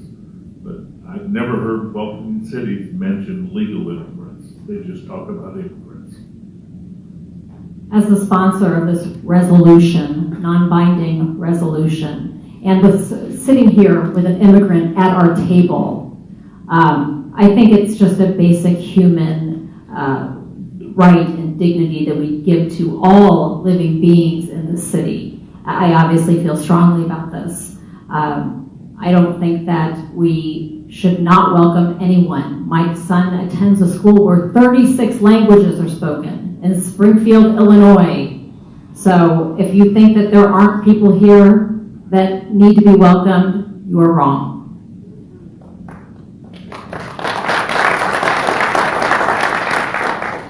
I agree with welcoming people to our city. When I look at my own heritage, I had a grandmother that came through Ellis Island, a grandfather, great-grandfather that came illegally through Canada. I have a grandmother that can trace us back to the Mayflower. If you look at all of our roots, we are all immigrants, and I think we should stand up for them. I agree.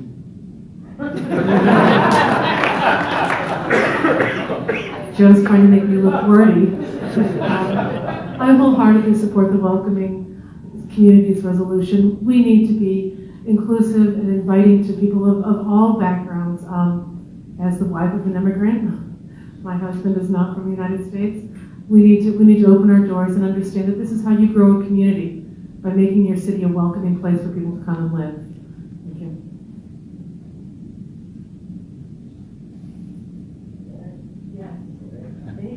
Yes, I believe Springfield should be a welcoming city. I don't think that we ever should think in terms of we don't have enough for our own, so we can't help others. Like I said, our city needs to have its own commerce, its own entities, so that our city can make money from that. If we do not have, it's like a person that doesn't have a job. You have to have the money from somewhere. If we start building those possibilities, then it's endless. We just keep going. So I support it and will continue to do so. I've always believed, even before I come to the United States, that America is an idea that fine-tunes itself. So if something or an entity is fine-tuning itself, it's, it has an influx of something going in and coming out. So it should be something that we should all welcome. We should have an open hands to welcome people into our neighborhoods. And even, maybe we like it or not, we have schools that we have mixed schools, that we have immigrants, children of immigrants in those schools. And so it's an opportunity to be more inclusive. Thank you.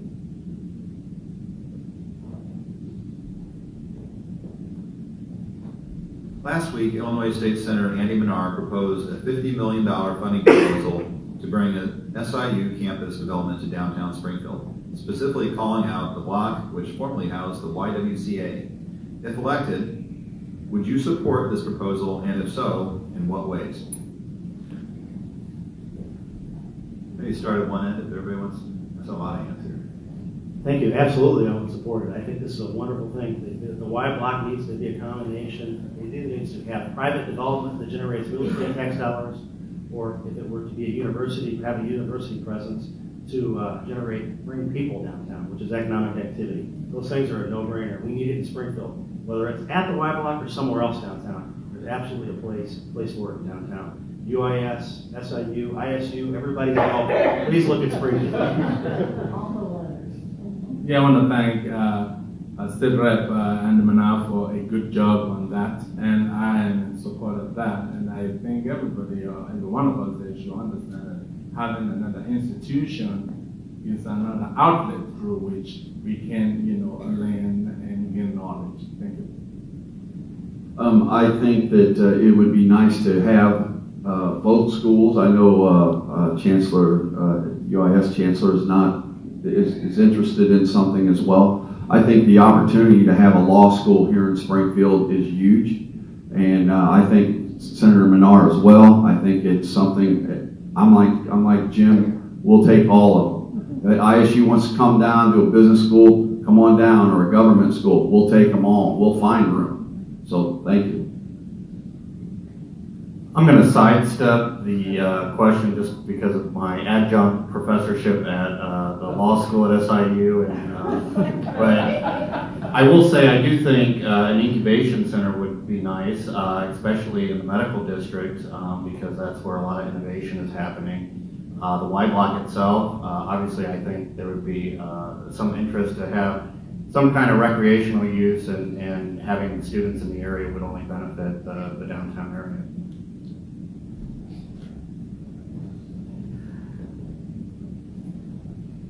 I say yes, yes, more education. Again, I sound like a broken record. I'm going to bring up the fact of having affordable apartments downtown. And I think that students coming into that environment and having places to live would just make that aspect even better.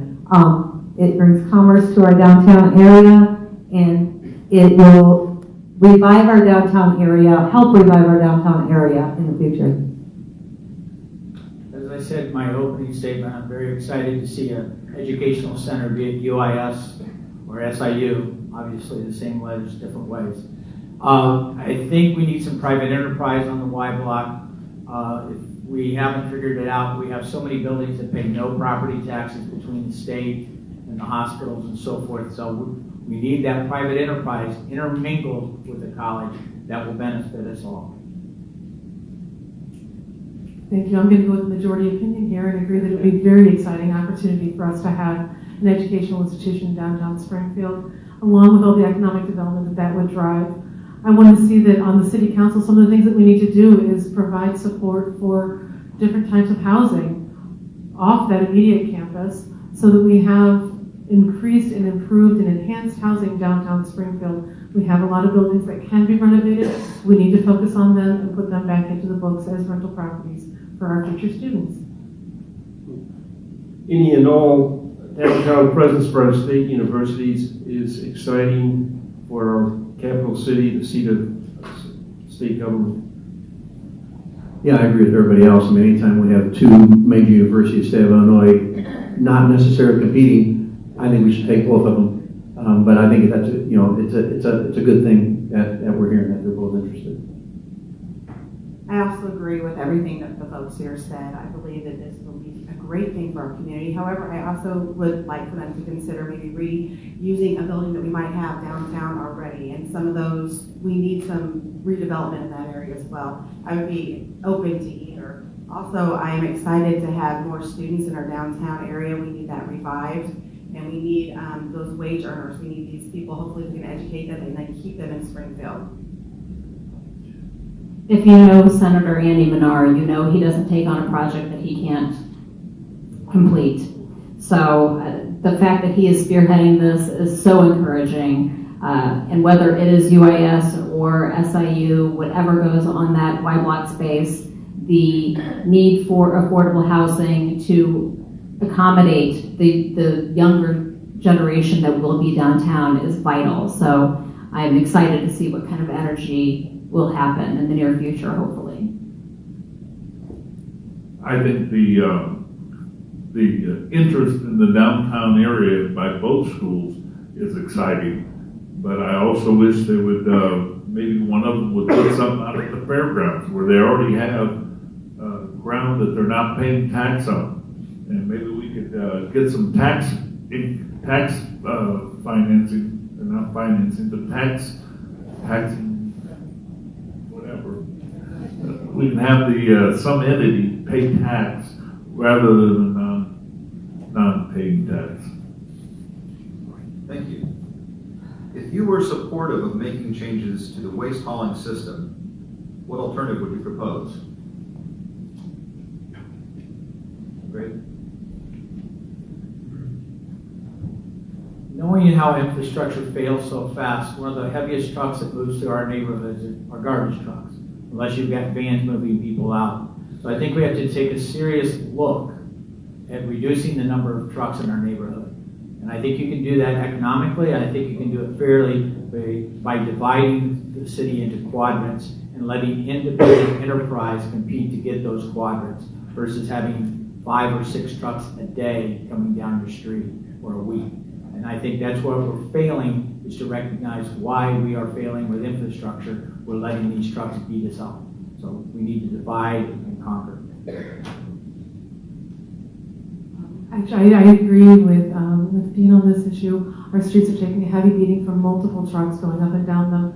I did agree with that we could use a change to our garbage pickup, and I'd like to see that pickup tied to CWLP bills so that we know everyone is getting their garbage picked up. This is trash in alleys, on streets is a huge issue in Ward 8, and it's critical that we address this very soon. Thank you. Yeah, one of the things that I'd like to point out is rather than always looking at ways to change the laws, it's always, we always need to first look at ways to make the ones that we have in place work better for us. Neighborhoods have the ability, in a lot of neighborhoods have neighborhood associations, they have the ability right now to get together and if they all agree, that is, to choose a hauler. And that would reduce some of these concerns that have been brought forward. So I encourage the neighborhood, you do have power as neighborhood association meetings. A lot of you wouldn't be here if you didn't know that already, but you do have the ability, hopefully, to bring some of the neighborhoods together and choose a hauler. Yeah, I think the only issue I have with it is I think we need to really we need to put some bigger fines on the haulers. I'm happy with my hauler. I don't have problems with them, and that's why I stick with them. But it's amazing how many people they have problems with their hauler, but they won't cut them free. That's the best way to make haulers do their job. If they're not doing a good job, go to another hauler. I think that free enterprise is good, and that's what keeps our rates low. So, anyone else? I'm going to agree a bit with Mr. Hanauer over here, Alderman Hanauer, I'm sorry. I do agree that once you start eliminating competition, especially in an entire segment, then you don't have that option to go to another hauler, and you haven't solved the problem. Or we're just going to have to be happy with paying much greater rates for our trash pickup. Yes, I too also agree with having competition in terms of how many companies manage our trucks. Because one thing we do not want to do, I do not want to do, is have a city to have one hauler system. Because you can see what happened in New York or in another community. It's not been an efficient system. Anyone else in this question?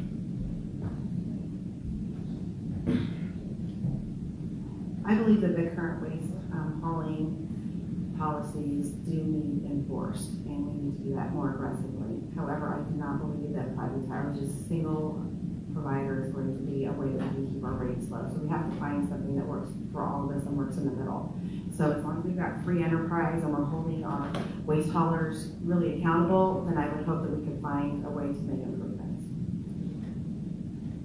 I think one of our biggest problems is large item pickup.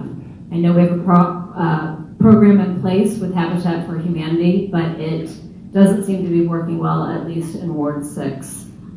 We are constantly seeing mattresses and sofas and chairs and lockers. I mean, anything you can think of being set out in alleys or in front of the house, thinking they're going to be picked up.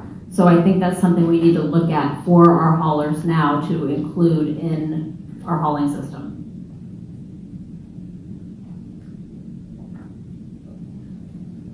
Next question. Maybe this would be good for everyone to address. What will you do to meet and keep in touch with the people of your ward after you are elected?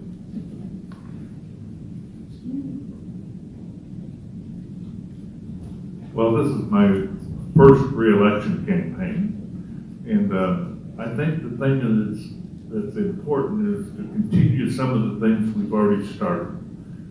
We've tried to get some funding for Route 66. The 100-year anniversary is coming up in 2026. We have a lot of international visitors, and these are the people that come from overseas and spend money, and they have plenty of money.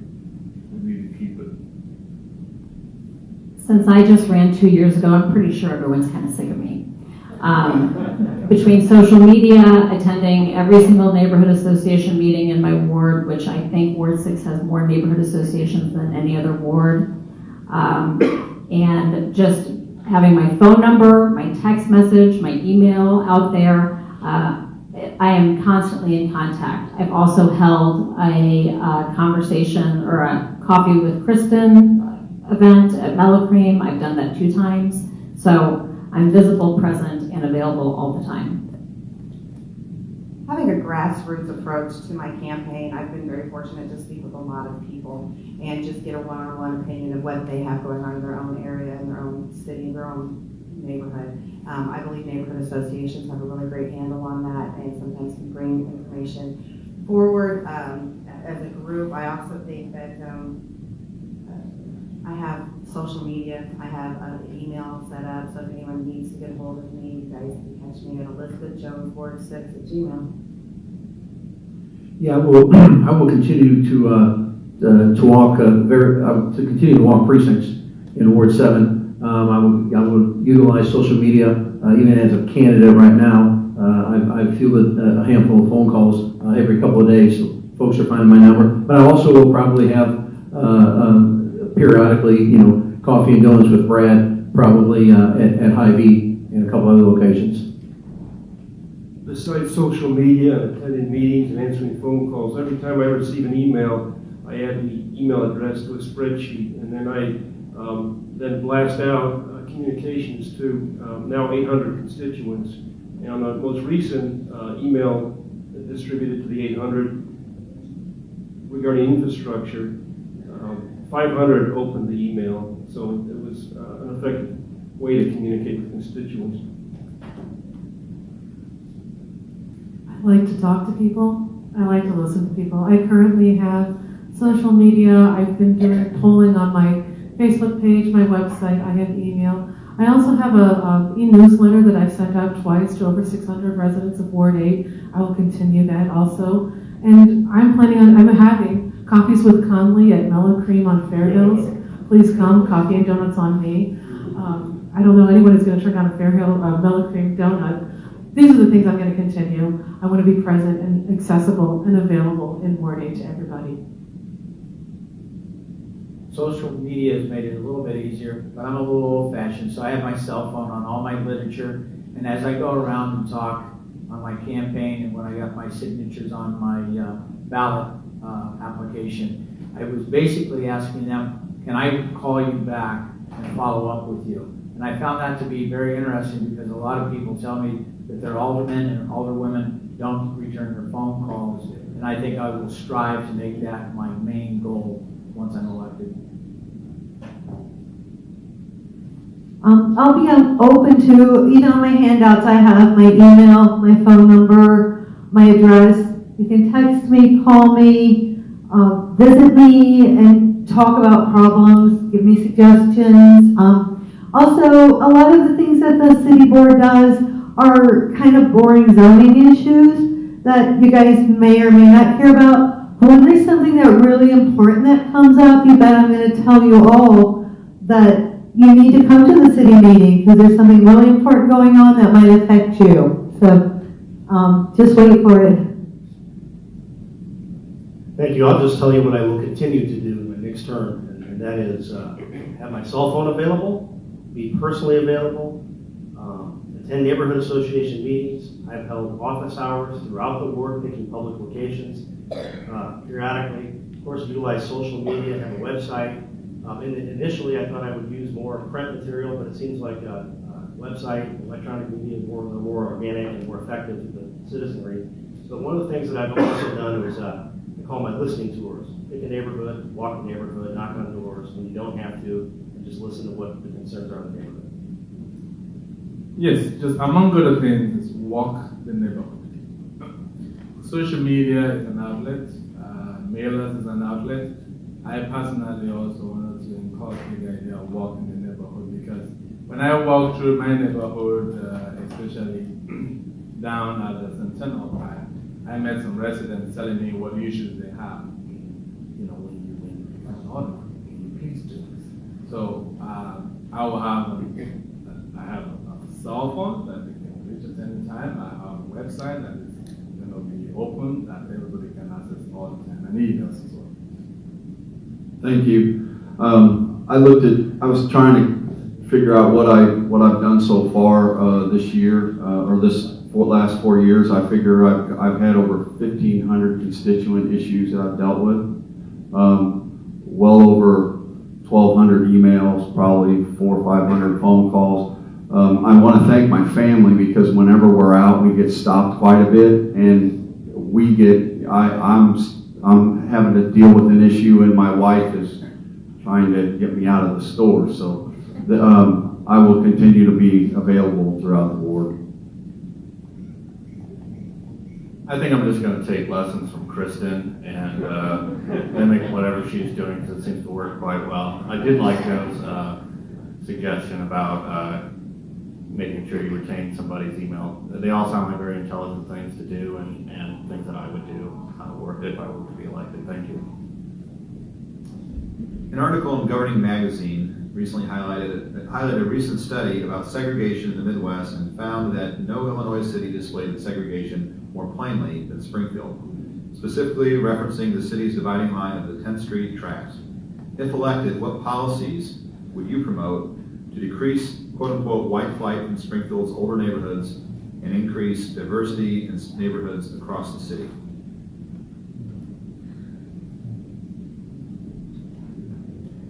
Ward 6 is probably one of the most diverse wards in the city. We have $1 million houses on Williams Boulevard, and we have, apartments everywhere. So I'm proud of the diversity we have in this ward, and I'm proud of people working together. Just look around the room and look up at this table. I think that in this ward in particular, we're very unique in what we have accomplished and what we do to work together as a ward.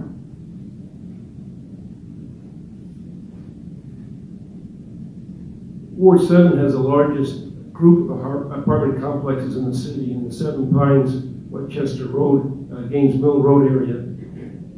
I looked back and studied the composition of Ward 7 40 years ago, and about 2 or 3% minority. It's now 15% minority. I think we're more integrated than we think we are, but there is a economic divide within Springfield, and it's national.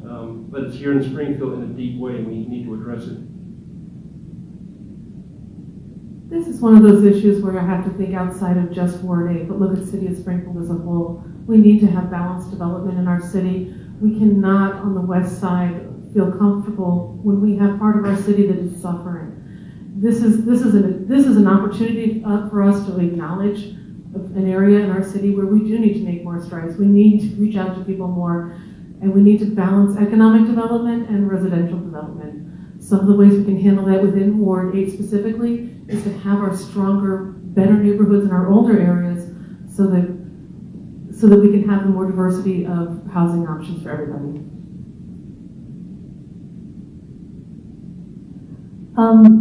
Whenever I notice that there are some areas where the city workers are working to fix existing infrastructure, then I see neighborhoods where there is nothing.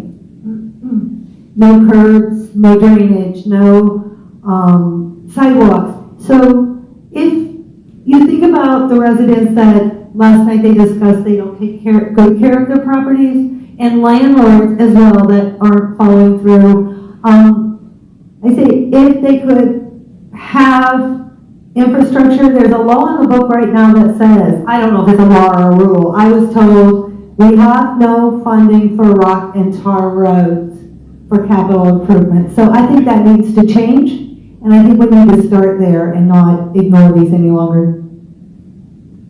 I think all areas of Springfield, there are good neighborhoods and great areas in all areas of Springfield. And that's why I'm glad ICON is there. I remember when ICON was formed years ago, and the idea of bringing neighborhood associations and neighborhoods together. We have that ability. We need to continue to work together to help sell those neighborhoods in all areas of the city, but also work together on ways to improve some areas that need those improvements. My recollection goes back to when I first came to Springfield. I've got people of color asking me which part of the town do you live, and I said I live in the west side. Oh, really? So I believe that, and over time till now, I've seen a lot of evolving changes in the neighborhood and the west side as more accommodative to more immigrants. And Springfield as a whole, I believe that, like she said, we cannot just be so comfortable living in the West Side and not looking at what we can do to be more accommodative in Springfield as a whole. Okay, I think we've come to the last question for the evening. We try to finish on time. And I'd like every candidate to please respond to this question. What is the biggest challenge facing the city of Springfield? Explain how, if elected, you would use your office and leadership to address this challenge.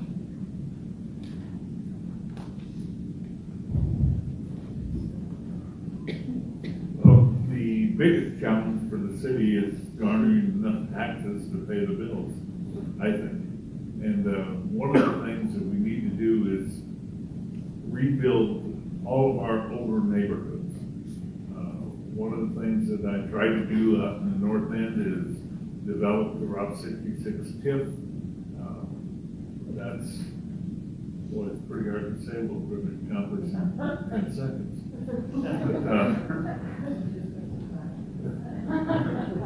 Anyway, we just need to rebuild everything. Thank you. I think the biggest problem facing Springfield is our shrinking population. And I think we need to start being better advocates for our own city. We live in a great place. There are great opportunities. There are so many things to do. Whenever someone says, "What? There's nothing to do here," I'm like, "Are you kidding me? I've got a million things going on every day." So I think we need to start being the best ambassadors we can be for this city, and make it the best place we can be, and spread the word about how fantastic it is to live here. I believe the biggest issue that our city faces is the issue of revenue. We need to learn, we need to figure out ways to increase our revenue through tourism, through development, just attracting more people to our town. It's a focus that we're going to have to manage. We need more money. Yeah, I said this earlier, but I mean, we have 40% of our parcels in St. McKay that are off the tax rolls. We have to make the pie bigger. We need economic development. We need building. And that's what I've done from the federal government down to the township level. And I think people have recognized that. That's why I'm happy to say I have been supported and endorsed by both business groups and labor. They've seen what I can do. We've got to get growth in the city to get a bigger tax base. Besides the financial issues facing the city, which we haven't really gone into tonight, I think the biggest challenge is the 40% of our neighborhoods which are on the tipping point. We need to invest in our older neighborhoods, and I think the financial cost sharing by the city and the homeowners is a good way to go. Yes, I agree. Economic development is a critical component of what we need to grow Springfield, but we get that by attracting more people also to Springfield. And one of the strengths of Ward 8 is the diversity of neighborhoods. I strongly support investing in our neighborhoods, bringing quality into these older neighborhoods and homes, so that we can bring more people who have a range of incomes, a range of interests, and that will build our population base and strengthen out our economic development. I'm sorry, my sign was bigger just because I know it was close. No, but I strongly support building our older neighborhoods, using that as a base so that we can strengthen our community as a whole. Thank you. I think I said it earlier, my biggest concern is we're dying. It might sound dramatic, but we have to grow. If we're not growing, we're shrinking. If we're shrinking, the pocket's smaller and smaller. We can do that across the whole city. It doesn't have to just be on the west side or maybe on the south side. I think the inner city and the east side have so many potentials for first-time buyers, or for us that are getting senior citizen ages. Myself, I may reinvest and move to a smaller house. We're going to have to work on our zoning, and we're going to have to work on making Springfield attractive for new money to develop new neighborhoods in the city, not on the outside. Okay, again, I cannot stress enough. I would like for our finances to be self-sustaining in our city. I think there is a problem, as I just mentioned before, with some areas that have no infrastructure whatsoever. These need to be addressed. Nobody should have to walk down their street and it's like the dirt road with big mud puddles on gun smoke. come home from church, why should you have to walk through a huge mud puddle to get to your house? Your kids are muddy, your dogs are muddy. Why should you even care? So I think this needs to be done, ASAP. Okay, I appreciate this opportunity yet again, and really it's twofold.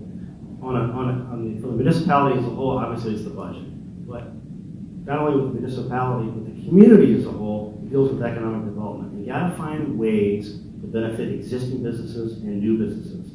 And I floated this idea 4 years ago, and now we have a new economic development initiative, and I hope they pick up on this. We need to go to the memorials of the world, or existing large employers, or maybe even medium-sized employers in this community, and ask them, what isn't here that will complement your business? And those individuals will know companies that we need to have here to help them do their business better. And then we need to send a team from Springfield. It can be as simple as 2 people, 3 people, a combination of elected officials and community leaders to go out and attract businesses and visit with them on their side. Thank you. I think there is no doubt that revenue is a big issue. And so one of the ways we can generate revenue and also attract people to come to Springfield is first of all to promote what we have. We have a lot of historic sites that we can promote and build up tourism. That's one aspect. And also, we can also look at other businesses that we can bring to Springfield, not strip malls. Thank you. I think the biggest thing is definitely the budget. We've struggled with it for the last 3 years. I look for, I hope we're getting over the hump, but that's a big issue. I do think that we need to get people to go out and bring businesses in that help with the brand companies and the LRSs and the hospitals. That would be, I think we really have to go sell Springfield. And it's not just us, it's everybody in the city. I believe very strongly in economic development, but when those companies come to town, where do those families relocate? They look at the schools. They all want to go and live in Chatham, Rochester, Sherman. They don't want to move to Springfield because they don't believe we've got superior schools. So I think the city could do more and engage with the public schools. I had just one suggestion. I'm sure there's more, but I'd love to hear more from the community about how the city can get more involved with schools and improve the public school system so they're a place of pride. Thank you. I want to thank a couple of people. First, Jill, for the amazing job of timekeeping once again.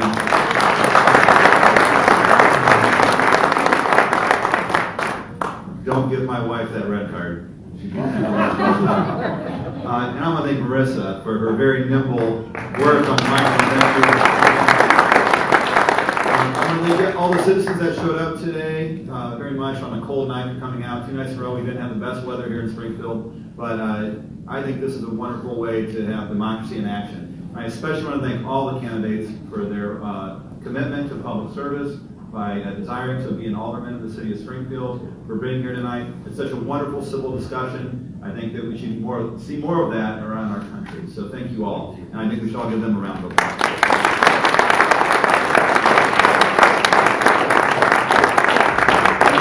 Carol and ICON for giving me this nice opportunity for the last 2 evenings. I appreciate it, enjoyed it. Thank you all for coming. Carol? Thank you, Marvin.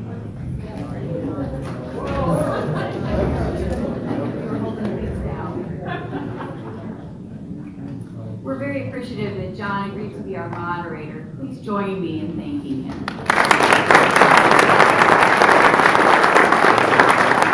I also very much appreciate Jill.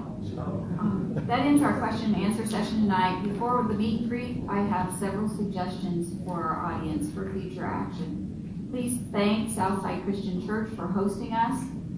Please thank the student volunteer from Williamsville High School, YMCA Youth and Government, who assisted us tonight. She's helped pick up the cards and staffed the front desk. Thank our candidates for sharing their ideas and vision for Springfield and for their willingness to run for office. It's a big job running for office, and I admire everyone putting in the effort. It is a lot of work.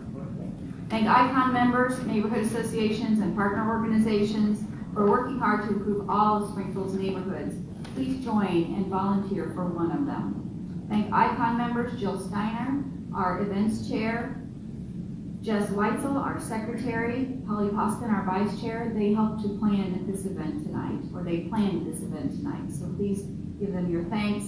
Others who assisted are Bill Baskett, our treasurer, Marty Vandiver, our parliamentarian and outreach chair, Kurt DeWeese, our budget chair, and Jamie Adair and Michael Higgins, who are on our steering committee. Thanks to our partner, the MacArthur Boulevard Business Association, for working with us to host tonight's forum. And I want to make it clear that MacArthur Boulevard is not involved in making endorsements of candidates. On March 11th, ICON members will vote to endorse candidates for city offices. Those eligible to vote on March 11th include ICON members in good standing as of 30 days before March 11th, who are not paid for campaign work and who are not candidates themselves. ICON members have until February 11th to renew their membership, which will allow them to vote for candidates on March 11th. New members who are in sympathy with ICON's goals are welcome to join before then too. I encourage you to attend the following mayoral candidate events. The Citizens Club will meet on Friday, February 22nd, and Faith Coalition on Monday, February 25th. Finally, please remember that you don't have to move to live in a better neighborhood. You can help improve your neighborhood by electing city leaders who vote for neighborhoods. Thank you for being here tonight. Now please take a few minutes to say hello to your future city leaders.